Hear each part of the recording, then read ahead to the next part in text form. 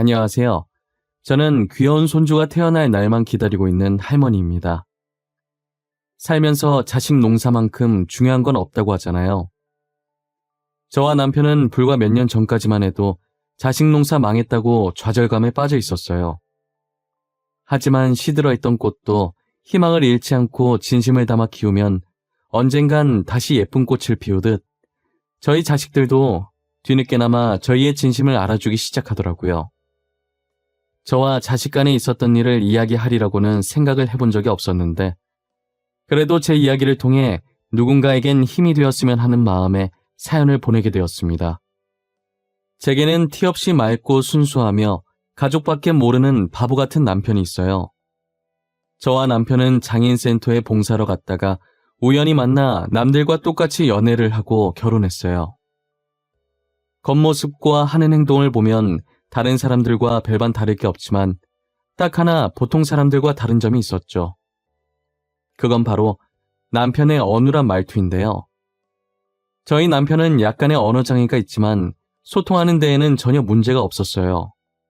말을 오래 하면 살짝 어눌한 게 티가 나긴 하는데 아무 말 안 하고 있으면 비장애인들과 다를 게 없었어요. 겉모습만 보면 비장애인과 구분이 안 가는 남편도 사회생활을 하며 많이 차별을 당했더라고요. 일을 못하는 것도 아니었는데 단지 말투가 살짝 어눌하다는 이유로 무시를 당했었어요. 그래서 누구보다 장애인의 아픔을 잘 이해하고 봉사를 하면서 자신보다 더 몸이 불편한 장애인들을 돌봐줬어요. 저도 같이 봉사를 다니면서 남편을 통해 많은 것을 배웠죠. 몸이 조금 불편하다는 것뿐이지 장애인도 곧 같은 사람인데 감정이 없는 게 아닐 거잖아요. 저희처럼 맛있다, 이쁘다, 좋다, 슬프다 이런 감정들을 다 느낄 거 아니에요. 가끔 장애인을 바라보는 사람들의 시선이 장애인은 우리랑 달리 감정 같은 건 전혀 못 느끼는 사람으로 보는 것 같다는 생각이 종종 들었어요. 그렇지 않고서야 어떻게 그들을 비웃고 무시할 수 있겠어요? 언젠간 장애인에 대한 인식이 바뀌었으면 좋겠고 지금보다 복지도 좋아져야 한다는 생각에 저부터라도 바뀌어보자라는 마음에 봉사도 많이 하고 기부도 종종 해왔던 것 같아요. 남편은 이런 생각하고 또 실천하려고 노력하는 사람 극히 드물다고 제게 엄지척을 날려주더라고요. 칭찬받으니 괜시리 기분이 좋고 더 열심히 하고 싶은 생각이 들었어요. 남편과 저는 봉사하면서 이야기도 많이 나누고 또 따로 만나면서 장애인들을 위해 우리가 할 수 있는 것들이 뭐가 있나 알아보면서 자연스럽게 친해지게 되었어요. 저는 남편과 그렇게 오래 말하면서 불편하다는 생각이 하나도 안 들었어요. 말투가 남들과 달리 아주 살짝 어눌하긴 하지만 의사소통이 안 되는 것도 아니고 남편이 제게 하고자 하는 말 다 할 수 있고 제가 남편에게 하는 말도 다 알아듣고 이해하니까요. 그리고 약자를 배려하고 아이들을 좋아하고 맑고 순수한 마음이 너무 예뻐 보였어요. 장애인이든 비장애인이든 상관없이 오로지 순수한 마음 하나만으로 제 마음을 빼앗아갔어요. 제가 결혼하고 싶은 사람이 생겼다고 부모님께 남편을 소개했을 때 솔직히 반대하실 줄 알았어요. 저희 부모님들이 가부장적인 성격이라 꽉 막혀 계신 분들이라고 생각했거든요. 그런데 남편을 보자마자 그동안 얼마나 고생을 많이 했겠냐고 안아주시는 거예요. 저를 워낙 엄하게 키우셔서 부모님께 그런 면이 있었는지 살면서 처음 알게 되었어요. 부모님은 못난 딸 잘 부탁한다며 안고 있던 남편을 쳐다봤는데 남편이 울고 있는 거예요. 이렇게 쉽게 울어서 딸을 믿고 맡길 수 있겠냐며 웃으시니까 남편은 바로 옷소매로 눈물을 훔치더니 눈물 참으려고 눈을 부릅뜨더라고요. 그 모습에 저와 부모님이 얼마나 웃었는지 몰라요. 그렇게 예상보다 쉽게 결혼 허락을 받았고 상견례 후 결혼 날짜를 잡았어요. 역시 청첩장을 받은 친구들의 반응은 왜 그런 남자를 만나냐는 반응뿐이더라고요. 소문으로 들은 친구들한테도 같은 내용의 문자가 날라왔었어요. 저는 그런 문자들을 받을 때마다 대답할 가치를 못 느껴서 답을 안 했죠. 그래도 제 결혼을 진심으로 응원해주는 친구들도 많았어요. 대단하다면서 자기들은 감히 그런 엄도 안 났을 것 같은데 저 보고 많이 배운다고 하면서요. 처음엔 비꼬는 건가 싶을 수 있었는데 정말 제게 한 말이 빈말은 아니었는지 그 뒤로 정말 장애인 봉사도 다녀오고 간간히 기부도 하고 그러더라고요. 가끔은 저랑 저희 남편과 같이 장애인 봉사를 간 적도 있어요. 저로 인해 조금씩 바뀌는 친구들을 볼 때마다 괜히 뿌듯해지더라고요. 저는 지나가는 사람들이 전부 다 알 정도로 그렇게 유명한 화가는 아니었지만 제 그림을 찾는 마니아층이 탄탄하게 있어서 밥벌이를 하고도 남는 화가였어요. 원래 집이랑 작업실을 분리했었는데 작업실 가기 전 준비하는 시간이 너무 아깝더라고요. 그래서 이번에 결혼하면서 신혼집을 작업실 겸해서 조금 큰 2층 집으로 장만을 했어요. 1층은 온전히 저희 가족 생활하는 공간으로 활용했고 2층은 제 작업실 겸 남편 작업실로 만들었어요. 남편은 당장 작업할 게 없었지만 혹시나 나중에 하고자 하는 일이 생기면 쓰라고 만들어 놨었어요. 하지만 아이들이 태어나면서 남편은 육아를 하느라 바빴고 남편의 작업실은 아이들의 놀이터가 되었죠. 집이 곧 작업실이다 보니 아들 셋을 낳고도 육아에 문제될 게 전혀 없더라고요. 제가 작업할 땐 남편이 봐주고 작업이 끝나면 제가 아이들을 보고 남편을 쉬게 했어요. 남편과 붙어있는 시간이 더 길어서 아이들이 어찌나 남편을 좋아하던지 질투가 날 때도 있었어요. 하지만 그건 세상에 대해 아무것도 모를 순수했던 어릴 때의 이야기고 아이들의 머리가 클수록 말이 어눌한 남편을 멀리하기 시작하더라고요. 아빠 곁에서 한시라도 안 떨어지려고 하던 아이들이 이젠 자신의 근처에도 오지 말라고 하니 남편은 당연히 바뀐 아이들을 보면서 슬픔에 잠겨 있었죠. 한 번은 학부모 상담이 있어서 학교에 가려고 하는데 첫째가 진지하게 말을 하더라고요. 엄마, 아빠는 학교 안 오면 안 돼? 솔직히 우리 아빠는 다른 아빠들이랑 다르잖아. 나 진짜 부끄러워서 학교 못 다녀. 그러니까 엄마만 와. 알았지? 너 그게 무슨 말버릇이야? 내가 그렇게 가르쳤어? 아빠가 너 얼마나 이뻐했는데 어떻게 그래? 아, 싫은 걸 뭐 어쩌라고. 나 아빠가 말 더듬는 거 싫어. 그냥 말을 안 했으면 좋겠어. 가만히라도 있으면 괜찮은데 가서 말할 거 아니야. 누가 듣기라도 하면 어떡해. 나는 싫어. 부끄러워. 너 진짜 왜 그래? 원래 안 그랬잖아. 어릴 땐 아빠 좋다고 따라다녔었잖아. 도대체 왜 이렇게 아빠한테 상처를 주는 거야? 어? 엄마는 왜 자꾸 어릴 때 얘기를 꺼내? 지금은 싫다고. 내가 싫다잖아. 엄마만 오라는 게 그렇게 잘못된 거야? 엄마만 와도 되는 거잖아. 굳이 둘 다 와야 돼? 첫째는 남편이 학교에 가면 어눌한 말투 때문에 부끄럽기도 하고 친구들한테 놀림받는다고 남편을 두고 저 혼자만 학교에 오라고 하더라고요. 저는 제 배 아파 낳은 자식 입에서 그런 소리가 나올 줄은 꿈에도 몰랐어요. 정말 사소한 거라도 혼내면 다시는 안 혼나려고 같은 실수 반복 안 하는 아이인데 정말 사소한 거라도 혼내면 다시는 안 혼나려고 같은 실수 반복 안 하는 아이인데 남편과의 문제에선 절대 제 말을 들으려고 하지 않았어요. 매번 혼내고 싸워도 늘 처음으로 돌아가서 남편을 멀리하려고만 했어요. 첫째랑 같이 학교 갔다가 남편의 말투를 들은 아이들이 어린 마음에 첫째랑 안 놀아줬었나 봐요.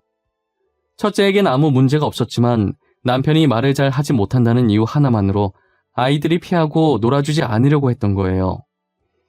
물론 그 아이들이 하는 행동은 정말 잘못된 것이고 그것 또한 가정교육의 문제였겠지만 첫째는 그 일로 상처를 받았고 원인이라 생각하는 남편에게 화풀이를 하게 된 거죠. 집 근처에 외식이라도 하려고 나가면 혹시나 친구들이랑 마주치게 될까봐 창피하다고 남편을 데리고 나가지 말자고 하는 통에 매번 다른 동네까지 가서 외식을 했었어요. 첫째가 계속 이렇게 행동하니 당연히 밑에 동생들도 보고 배워 첫째가 하는 행동 그대로 했어요. 하나만 난리쳐도 머리 아픈데 셋씩이나 난리를 치니 지옥이 따로 없었어요. 그래도 눈치껏 가부장적인 저희 부모님 앞에서는 한마디도 안 하고 있더라고요. 친정 부모님께서 장손이라고 첫째를 마냥 이뻐하셨었는데 전에 한번 남편한테 하는 행동을 보고 처음으로 첫째에게 정색하시면서 호되게 혼낸 적이 있으셨거든요.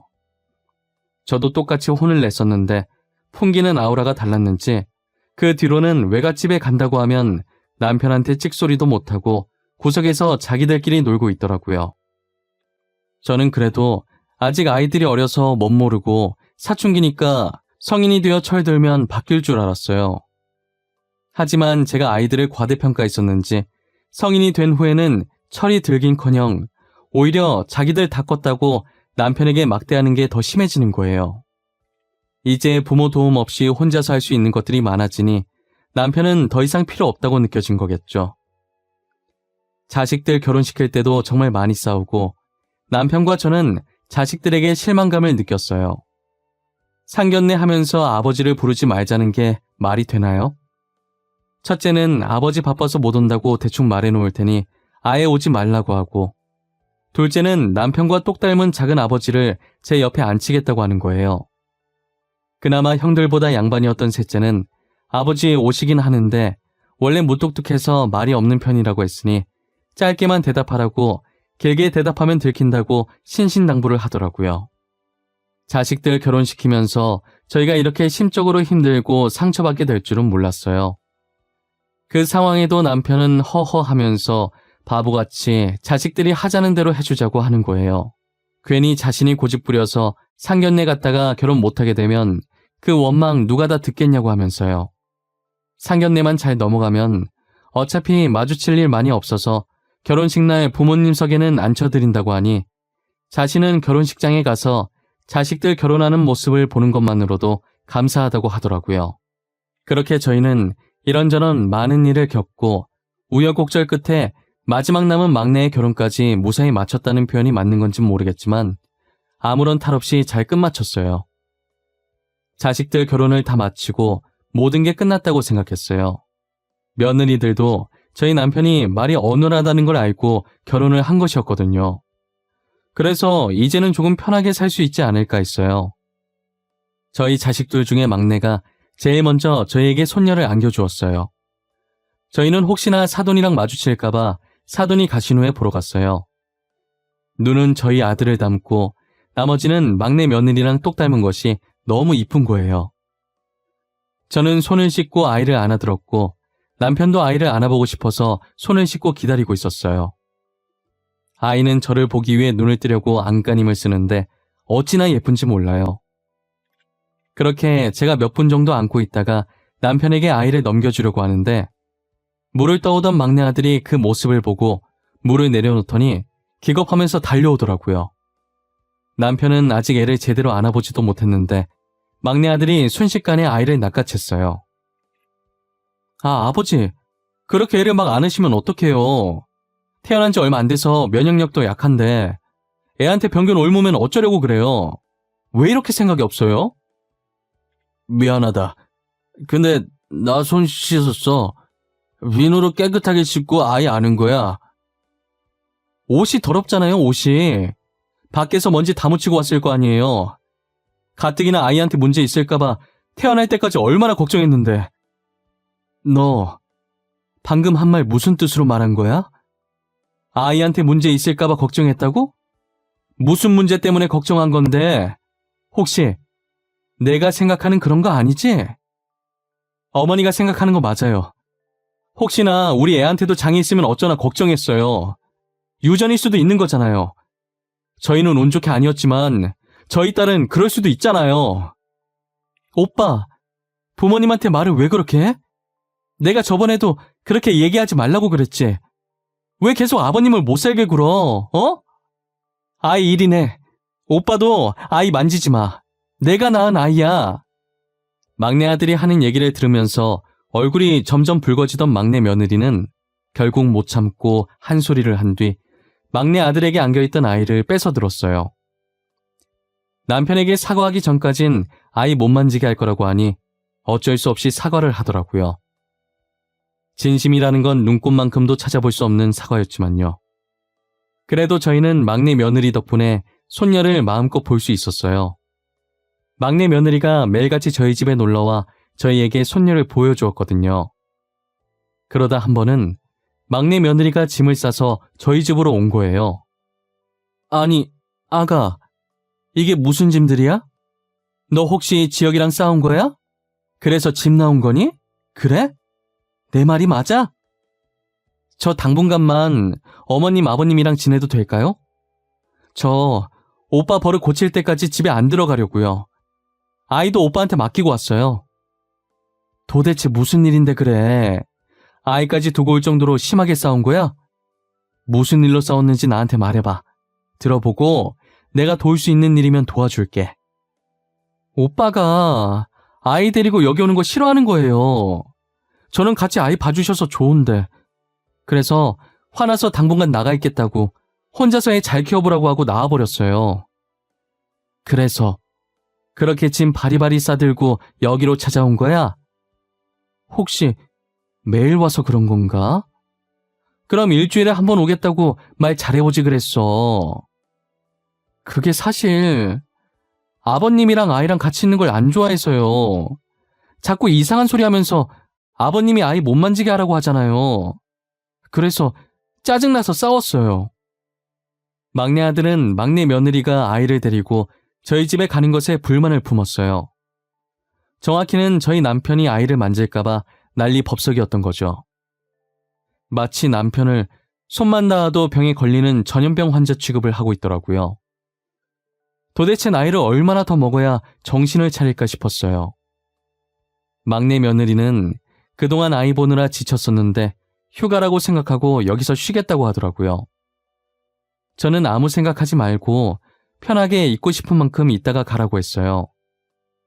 집에 며느리가 있는 거랑 없는 게 차이가 꽤 크더라고요. 어찌나 친딸처럼 살갑게 저희를 대하던지 이래서 딸을 낳아야 하는구나 싶었다니까요. 아무래도 며느리가 제 친딸은 아니니 어느 정도 벽이 있기 마련인데 막내 며느리는 전혀 없었어요. 혼자 장 보러 가려는데 괜찮다고 해도 계속 같이 가겠다며 옆에 붙어서 쫑알쫑알 말동무도 해주고 짐 많으니까 자기가 더 무거운 짐 들겠다고 제가 계산하고 있을 때 먼저 짐 들고 저만치 가 있더라고요. 막내 며느리 하나 집에 들어왔을 뿐인데 남편과 둘이 살 때와는 완전 다른 분위기였어요. 막내 며느리는 부모님께서 조부모님을 모시고 살고 계셔서 어릴 때 조부모님과 함께 지냈다고 하더라고요. 어릴 때 할머니, 할아버지와 함께 살아서 그런가 어른 공경할 줄 알고 기본이 되어 있는 아이였어요. 막내 며느리 얘기를 듣는데 우리 아들들도 친정 부모님께 맡겼다면 막내 며느리처럼 남편도 잘 챙겨주고 올바르게 잘 자라주지 않았을까 하는 생각이 잠깐 들었어요. 막내 며느리랑 같이 지내면서 저와 남편을 친부모님처럼 챙기는 모습에 저런 아이가 제 친딸이었으면 얼마나 좋았겠나 싶었던 적이 한두 번이 아니었죠.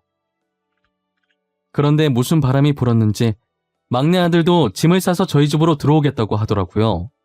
조만간 자기 집에 있던 가구들도 올 건데 여기 있는 거 오래된 거라 버리고 자기 집에서 쓰던 것들 얼마 안 된 것들이니 그걸로 갈아치우자고 하면서요. 달라진 막내 아들을 보고 며느리는 웃고 있었고 남편과 저는 당황해하고 있었어요. 너 갑자기 뭐야? 며느리 데리러 온 게 아니라 우리랑 여기에 같이 살겠다고? 너가? 우리랑? 왜? 언제는 네 딸 만지는 것도 싫어하더니? 그동안 죄송했어요. 집사람이 그러고 간 뒤로 많이 생각했어요. 그동안 제가 두 분께 상처만 준 것 같더라고요. 정말 반성 많이 했어요. 어머님, 저희 여기서 살아도 되죠? 오빠도 살고 싶다잖아요. 저는 어머님이랑 아버님이랑 같이 사는 거 너무너무 좋아요. 나와 네 아버지는 상관없는데 너네가 불편하지 않겠니? 둘이 화해한 것 같은데 그냥 둘이서 재미나게 살지 그래. 우리는 괜찮아. 에이, 뭐가 불편해요. 저희는 하나도 안 불편해요. 오빠도 결혼 전까진 여기서 살았는데 불편할 게 뭐 있겠어요. 그리고 저는 이렇게 같이 사는 게 더 재밌어요. 막내 며느리는 제게 팔짱을 끼면서 같이 살게 해달라고 애교를 부리더라고요. 저야 같이 살면 시끌벅적한 게 사람 사는 집 같고 좋지만 아이들이 불편할까 걱정이었어요. 아이들은 불편할 것 하나 없다고 같이 살겠다고 하길래 못 이기는 척 그러라고 했죠. 도대체 막내 며느리가 어떻게 꼬드긴 건지 모르겠지만 막내 아들이 많이 달라졌더라고요. 아직은 어색하지만 먼저 남편에게 다가가서 과일 건네고 목욕탕도 같이 가는 거예요.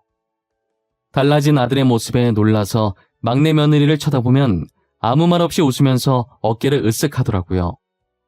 제가 다른 건 몰라도 며느리 하나는 정말 잘 뒀다는 생각을 했어요. 다른 아들들과 며느리들은 명절이나 특별한 일 아니면 연락도 안 하는데 막내 며느리는 스스로 시댁살이를 자처하니 어찌 안 이뻐할 수 있겠어요. 그렇게 막내 아들 내외랑 지내다 명절이 다가와 삼형제의 내외가 모이게 되었어요. 첫째와 둘째는 달라진 막내 아들을 보고 비아냥거리기 바쁘더라고요. 지혁이 말이야, 언제부터 저렇게 아버지를 챙겼다고 난리래? 아버지 뒷공무니만 쫓아다니네. 벌써부터 유산 노리고 저러는 건가? 에이, 설마. 근데 아버지 유산이랄 게 있나? 어머니 유산이면 몰라도 지혁이 아예 집도 정리하고 여기서 산다며. 진짜 아버지 우리 몰래 숨겨놓은 재산 있는 거 아니야? 그렇지 않고서야 저렇게 챙길 필요가 있어? 같이 아버지 무시할 땐 언제고 이제 와서 왜 저래? 이놈들아, 제발 철 좀 들어라. 너넨 언제 철 들려고 이러냐?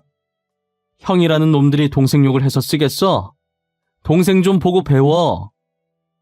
뒤에서 동생 욕한다고 바쁜 한심한 아들들 머리를 숟가락으로 가볍게 쳤어요. 제가 자신들 옆에서 밤을 숟가락으로 퍼먹고 있자 서로 눈짓을 하더니 제 옆에 바짝 붙어서는 혹시 남편에게 숨겨진 재산이 있냐고 묻는 거예요. 아무래도 막내가 돈 냄새 맡고 저러는 것 같다고 하면서요. 남편한테 막대하는 것도 모자라서 막내를 돈밖에 모르는 속물로 만드는 게 너무 괘씸하더라고요. 그래서 먹고 있던 숟가락으로 다시 한번 아들들 머리를 내려쳤어요. 이번엔 힘 좀 실어서 내려치니 아팠는지 머리를 감싸쥐더라고요. 저는 주제를 바꿔보려고 손자 얘기를 하기 시작했어요. 너네는 언제 애 낳으려고 그러냐? 다 늙어서 낳을래? 너네 지금 결혼한 지가 언제야? 너는 6년, 너는 4년 됐지 않았니? 그러다 노산으로 애 낳기 힘들어진다. 낳을 거면 빨리 낳아. 아, 나도 낳고 싶어. 낳고 싶다고. 지금 누구 때문에 못 낳고 있는데. 우리라고 뭐 이러고 싶어서 이러는 줄 알아? 맞아. 우리도 아들, 딸 낳고 싶은데 무서워서 못 낳고 있는 거야. 엄마는 잘 알지도 못하면서 우리한테 그래? 무섭긴 뭐가 무서워. 애는 여자가 낳지. 네가 낳아? 막내 봐라. 막내는 벌써 나와서 지금 애가 저만큼 컸다. 그러니까 쟤는 장이 하나 할까봐 겁나지도 않나. 어떻게 낳을 생각을 했지? 나는 진짜 우리 애도 장이 있을까봐 못 낳겠던데. 우리는 운 좋게 건강하게 태어났지만 한 대 걸려서 우리 애가 장애 있으면 어떡해. 우리 집사람도 엄청 걱정해. 애는 낳고 싶은데 문제 생길까봐. 아들들이 저렇게 얘기하니 며느리들도 무섭다고 한마디씩 거들기 시작하더라고요. 저는 와중에 남편이 제 심부름으로 잠시 밖에 나가 있어서 이 자리에 없다는 게 다행이라는 생각이 들었어요. 만약 같은 공간에 있어서 이 말을 들었다면 얼마나 상처를 받았겠어요. 순간 저도 욱해서 아들과 며느리들한테 그런 식으로 살지 말라고 소리쳤고 제 목소리가 커진 걸 듣고 부엌에 있던 막내 아들 내외가 무슨 일이냐고 뛰쳐나왔어요. 진짜 보자 하니까 너네 진짜 그딴 식으로 살지 마. 그러다 천벌 받아. 그리고 첫째랑 둘째, 너네는 부모님이 그렇게 가르치셨니? 시아버지 대우 그딴 식으로 하라고 하셨어? 어머님, 무슨 일이에요? 왜 목소리가 커져요? 싸우는 거예요? 너네 아버지는 장애 가지고 태어나고 싶었겠니? 어? 내가 그동안 아직은 어려서 그렇겠지. 성인이어도 아비가 안 되어봐서 아비 마음을 모르겠지 하면서 그냥 넘겼어. 근데 정도가 심하지 않니? 우리는 걱정도 못해. 솔직히 우리가 틀린 말 한 것도 아니잖아. 우리 몸에 아버지 유전자 있으니까 우리 자식이 장애아로 태어날 가능성이 있는 거 맞잖아. 큰아주머님, 말을 왜 그렇게 해요? 키워준 아버지한테 그렇게밖에 말 못해요? 저희 할아버지도 장애인이셨어요. 근데 저희 아빠도 저도 비장애인이고 제 딸도 비장애인이에요. 막내 며느리는 첫째 아들 말에 들고 있던 뒤집개를 바닥에 던지면서 소리쳤어요. 갑작스러운 막내 며느리의 고백에 다들 놀란 듯 막내 며느리만 쳐다보고 아무 말도 못하더라고요. 그리고 울분을 토하듯 지금은 우리가 비장애인이지만 우리라고 장애인 안 될 줄 아냐고, 당장이라도 사고 잘못 나면 장애인 될 수 있는 거라고 주먹을 쥐면서 소리 질렀어요. 서열로 보나 나이로 보나 막내인 셋째 며느리가 자신들에게 삿대질하면서 소리를 질러도 맞는 말뿐이니 첫째, 둘째 아들 내외들이 아무 말도 못하더라고요. 저는 조용히 방 안으로 들어가 서랍 구석에 박혀있던 수첩들을 꺼내서 아들들 앞에 던져놨어요. 아들들은 제가 던진 수첩을 들더니 저를 쳐다보길래 한번 열어보라고 했어요. 수첩들 표지엔 아들들의 이름이 적혀 있었고 그 속엔 남편의 글씨로 빼곡히 가득 차 있었어요. 그 수첩엔 아들들이 태어난 직후부터 성인이 되어 결혼할 때까지의 육아일기가 적혀 있었어요. 저도 안 썼던 육아일기를 남편이 하루도 빼놓지 않고 써내려갔었죠. 남편은 어느 정도 컸을 때 한 일기장에 다 같이 적어도 됐을 텐데 꼭 한 사람씩 따로 일기를 적었어요. 육아일기를 보고 있으면 남편이 얼마나 자식들을 아껴왔는지 볼 수 있었어요. 늘 자신에게 모진 말을 하던 못난 아들들이지만 부모가 아니면 누가 자식의 투정을 받아주겠냐며 그렇게 남편은 자기 가슴이 멍들고 있는 줄도 모르고 항상 아들들 생각뿐이었어요.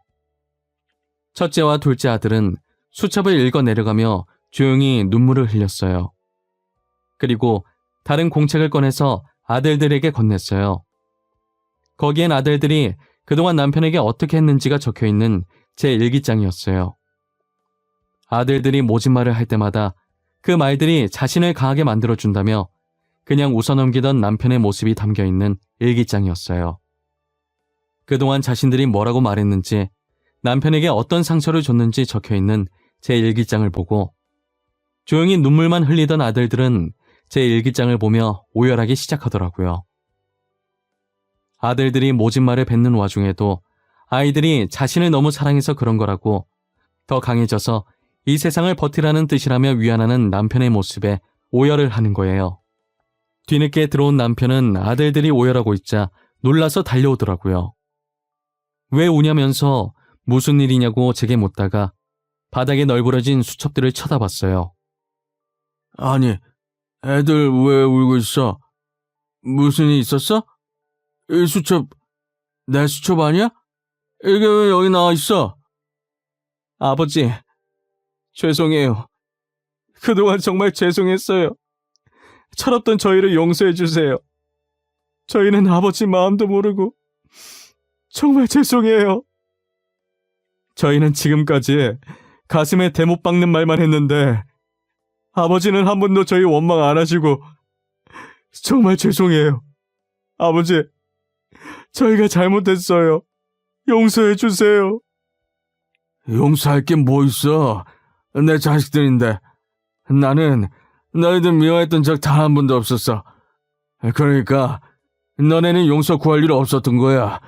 나한테 죄송할 필요 없어. 너네 덕분에 나도 많이 성장했어. 고마워. 오히려 자신을 성장시켜줘서 고맙다는 남편의 말에 아들들은 대성통곡을 했어요.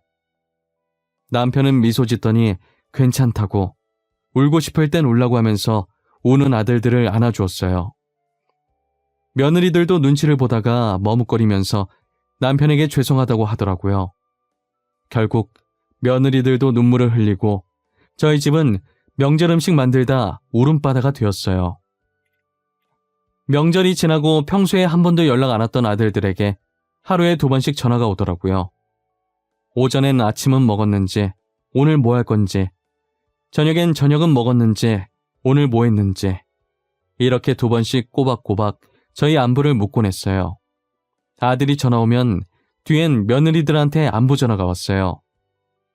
그리고 얼마 지나지 않아서 첫째 며느리가 임신을 했더라고요. 둘째 며느리도 임신하려고 열심히 준비하고 있다고 하고요. 요즘은 아들과 며느리가 효도 대결이라도 하는 듯 번갈아가며 전화가 오고 있어요. 확실히 예전보다 저희 집 방문하는 횟수가 많아졌고요. 남편과 제가 20년 넘게 기다려온 행복이 이렇게 찾아오네요.